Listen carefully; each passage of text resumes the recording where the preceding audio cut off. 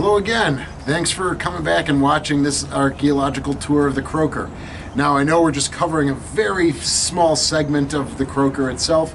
Of course, want to get Lucas back and Ryan, our cameraman, to film more as we go aft through the sub.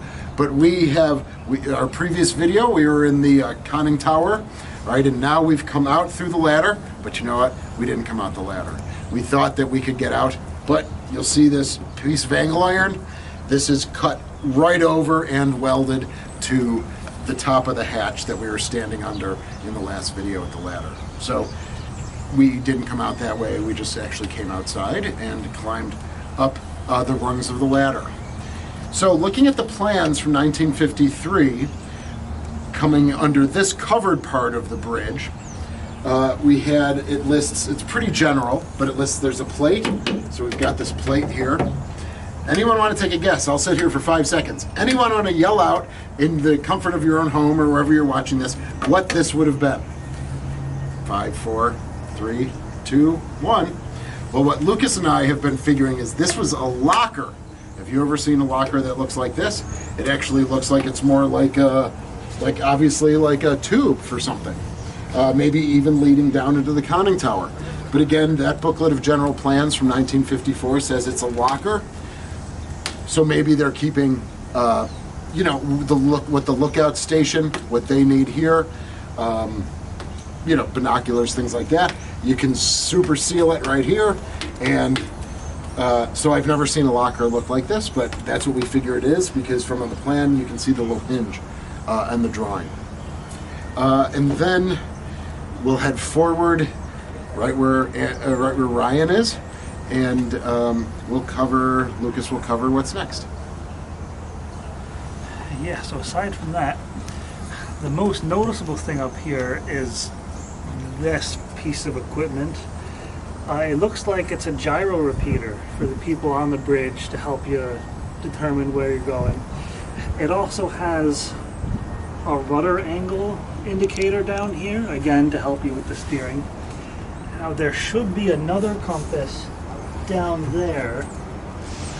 It's underneath the black paint cans, or behind the black paint cans and underneath the tray.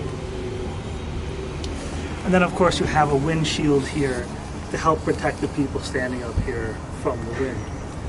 Now we are going to have to go down in front of the sail to show you the next couple of things. So now we are on obviously the outside of the sail on the main deck. And there's been some changes that Lucas will be pointing out based on photographic evidence, and that's sometimes one of the best. Sometimes, Lucas, it isn't just blueprints and very technical drawings. Sometimes it's just as easy as looking at a photograph, and if you have the dates of the photographs, you can build that timeline.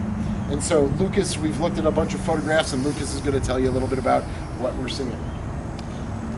Yeah, so first have a door here, and this would have acted as the alternate way to get into the ship, aside from that hatch that we found welded. Sure, because not everyone's going to climb through the conning tower just to be on a lookout. They can come and enter through here, especially if it's a third class, something right. like that. They wouldn't go through the conning tower. And as far as we can tell, this was always a part of this sail, the electric boat sail, Mm-hmm. you call it? Yeah. But there are a few differences here. So, in addition to the door, the way we have to take to get up here are through these rungs. And in pictures from the mid-50s, these rungs and the rungs that go all of the way up to the top of the sails,